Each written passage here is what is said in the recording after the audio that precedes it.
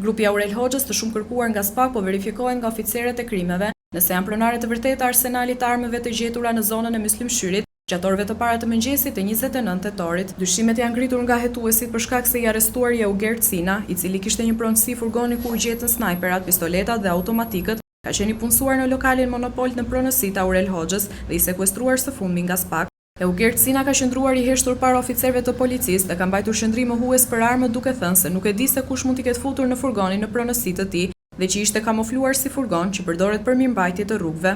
Për sa i përket dy personave që janë shpallur në kërkim, sipas të dhënave nga policia, rezultojnë që fshihen në Shqipëri dhe nuk kanë dalë jashtë vendit sipas verifikimit në Teams. Grupi Aurel Hoxhës u godit nga SPAK në muajin shtator, ku zbardhi dhe vrasjen e Klevis Leshit në shenjë hakmarrje në burg vijon të jetë Sabah Nuzi, vrasësi i cili është paguar nga Aurel Hoxha për të ekzekutuar Klevis Leshin. Në pranga gjatë këtij operacioni, ra edhe Samet Loka, ndërsa në Itali është arrestuar Sajmir Kolaveri.